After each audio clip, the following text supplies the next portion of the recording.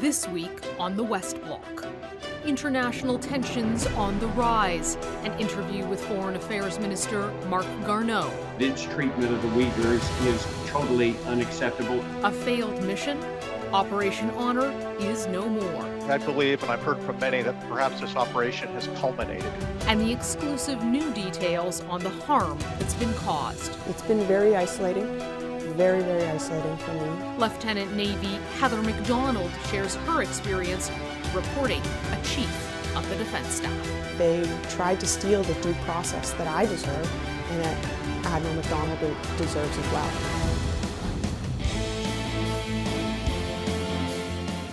He was the most powerful man in the Canadian military, Admiral Art McDonald, the first admiral to be chief of the defense staff in 30 years. It would last just 6 short weeks. McDonald would step aside, facing what multiple sources have told Global News is an allegation of sexual assault. The West Block sits down with Navy Lieutenant Heather McDonald in an exclusive interview. What did you feel like when you realized that you were required as an officer to report this? Sinking sensation in my stomach. How the woman hailed on International Women's Day by the Canadian Armed Forces I've had people ask, why aren't there more women? Would find herself at the center of the crisis engulfing the military, blazing a trail she never wanted to walk. It's been very isolating. Very, very isolating for me. Global News has learned the alleged sexual assault took place on the HMCS Montreal, docked in Greenland during Operation Nanook in 2010. It was never treated as a secret. Then Captain McDonald was commanding an international task force, while Lieutenant Heather McDonald was on her first operation on the ship. She says there were multiple witnesses to the alleged assault, but nobody said anything. You can't report on naval captains and above. Military police are currently interviewing those said to have witnessed the incident. The investigation into Admiral McDonald is still ongoing. The process is, I think, very broken. And Lieutenant McDonald recounts other times she's experienced sexism from her superiors. His words were, "I feel like your father telling you to keep your legs shut," which was news to me. I was very, very shocked. And I was, what the heck?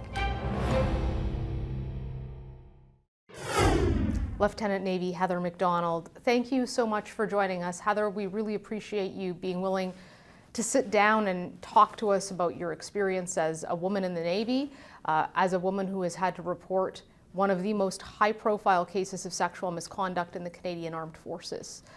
Let's start with talking about what has your time in the Navy been like?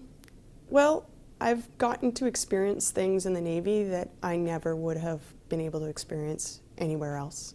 I've gotten to see more of the world from a very unique perspective than I would have been able to do in any other civilian job. Some of my best memories to date have been at sea in the middle of the ocean at night looking up at the stars, or being amongst millions of dolphins jumping out of the water. Like, I wouldn't have those memories if I hadn't joined the Navy.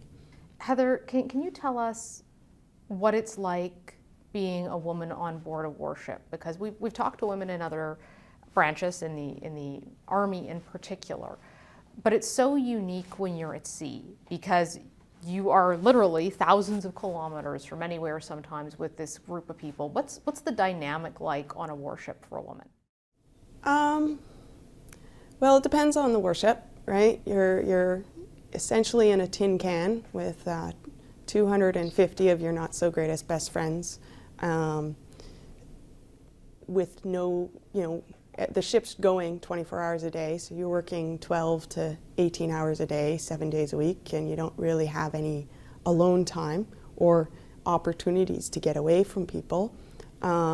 You're just putting your head down, trying to get your job done, trying to be as professional as you can. Of course, it depends on the warship, the leadership, and the crew.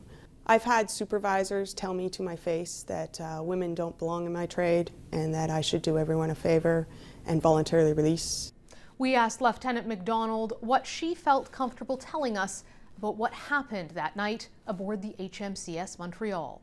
I'm not comfortable discussing the incident that itself. I believe that what process we have needs to remain fair, and everybody, including me, should have due process. And so I do not want to pervert that due process for myself or for Adm McDonald. I would say that what bothered me the most about how this kind of came out was the detailed leak that happened that led to Adm McDonald stepping aside to CBC. There was a certain level of details mixed with a little bit of lies that it was obvious someone in a trusted position had that information, and they decided to leak that to the press. And it bothers me that someone in a trusted position had such weak ethics and values that I'm not sure what they were trying to get out of that, but they tried to steal the due process that I deserved and that Adm McDonald deserves as well. If we don't have due process, then all we have are witch hunts, and that's not healthy. That doesn't change the culture. How did what happened with Admiral McDonald affect you? It's hard to be a female officer and to be perceived as the leader and to maintain that leadership.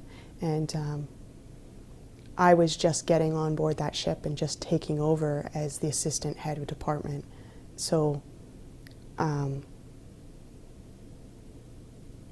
it's kind of hard enough being a female in that role. We don't need to add to that. Was it hard to do this when you're in the Navy and people were saying, finally, a Navy chief of the defense staff? Yes, very much so. It's been 3 decades since we've had an Admiral Chief of Defense Staff.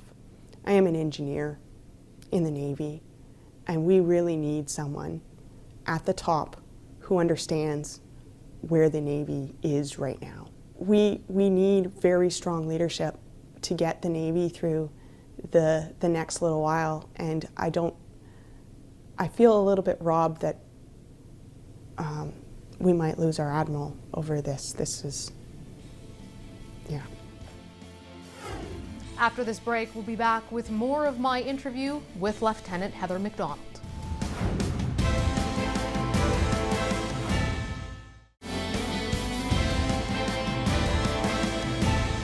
Lieutenant Heather McDonald has witnessed sexual misconduct throughout her career, but it was a recent and now notorious alleged incident that made her come forward. Alleged inappropriate sexual misconduct by senior naval officers on the now well-known Red Room Zoom call with over 100 sailors on it. We've had Operation Honor for 6 years, and it really hit. It really triggered me, and it made me very disappointed and somewhat angry that in any way we would have senior leadership giving that sort of message, or allowing that message to be said, that it doesn't apply to us, it only applies to you. McDonald says part of why she came forward was the double standard for junior troops compared to top officers. So has your experience been that there's basically 2 systems here, that there is one reporting system for junior people who are held accountable and held to a very tough standard, and one for senior people who just aren't being held accountable in the same way when they're the top brass? I would say yes. Some of it is senior leadership. You know, if you have 30+ years experience, you can't replace that very easily, so maybe that's why they're protected a little bit more. But I think I'm going to just go back to, you can still do harm, and in fact, senior leadership should be held to a higher standard because just by their actions and their words, they give the space for predators who exist in all levels of society to do harm to others. Good people can do harm. Good people can inadvertently encourage others to do harm.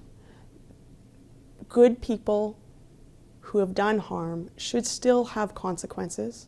McDonald is concerned there is no military process for trying someone as high-ranking as the CDS.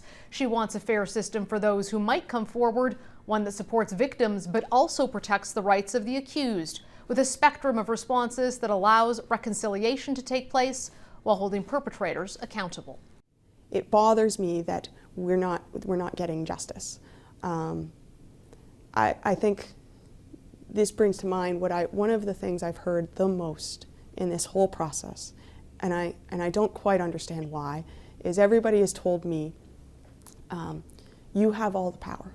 And that has been the most empty slogan that has been used for me the most often.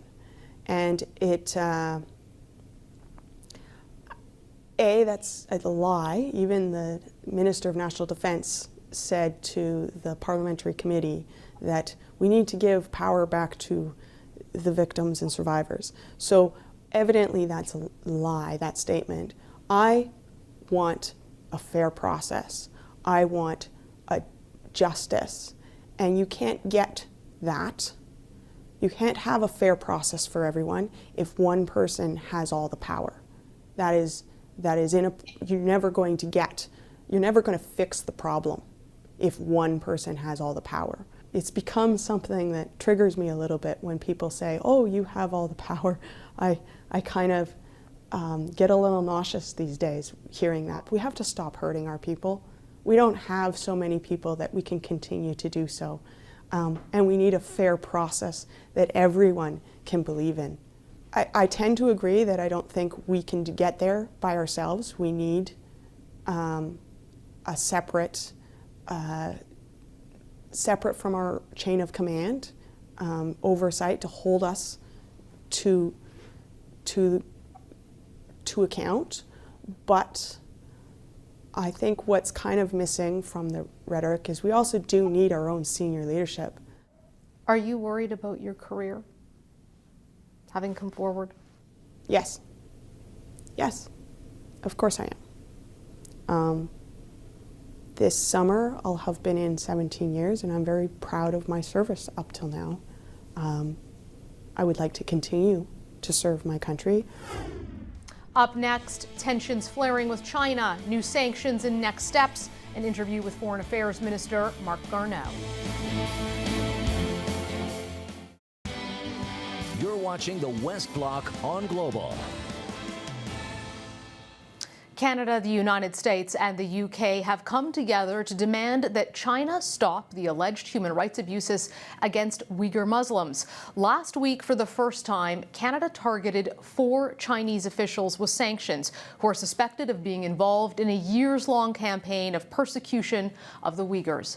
The Chinese embassy has fired back at Canada with a scathing response and a warning, saying those playing with fire will end up burning themselves badly. So, what is Canada's next move? Joining me now is Foreign Affairs Minister Marc Garneau. Thank you so much for joining us, Minister. Obviously a dramatic week for Canada-China relations.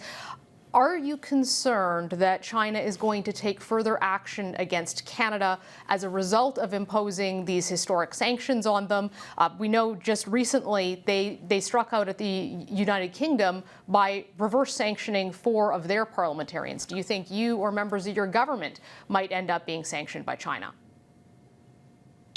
Well, good morning, Mercedes. We'll see what happens, but sometimes a country needs to say what needs to be said. And in this particular case, we and our allies, a group, as you point out, the EU, the United States, the UK, and Canada, is put in place sanctions because they needed to be sending a signal to the Chinese government that their gross violations of human rights in Xinjiang to the Uyghurs were totally unacceptable. So a very strong signal was sent, and of course, we'll see what happens. Minister, there have been folks who've been calling on your government to bring in these sorts of sanctions when the U.S., the EU did. We were a little late to the game on this. Why was that? We have been working with like-minded democratic countries on a coordinated response.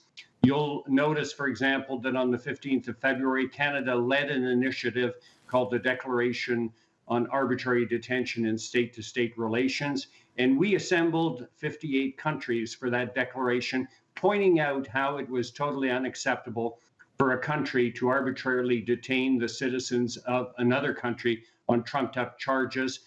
The display of solidarity with 22 countries in front of the courthouse on Monday at the trial of Michael Kovrig was another demonstration of solidarity amongst countries. And of course, the countries that joined us in imposing the sanctions on China for their treatment of the Uyghurs is another example. And we're going to continue to build on that coordinated multilateral approach to China and to other countries such as Russia. Why has your government not called what is happening to the Uyghurs a genocide, which many of your allies have? So we're looking at that very seriously and working with our allies on that. It is a very big decision. We take all allegations of genocide very seriously. But the important point here to remember is that we have, for the first time, sent a very clear signal to China that we are deeply preoccupied by the very credible reports of gross human violations that are occurring in Xinjiang, and we're going to continue to watch this very carefully. We went to the United Nations last year to the Human Rights Council and said that this needed to be investigated and that China should allow an independent, impartial body to go into China to examine the situation. We put in measures with respect to companies using forced labor, restrictions on that.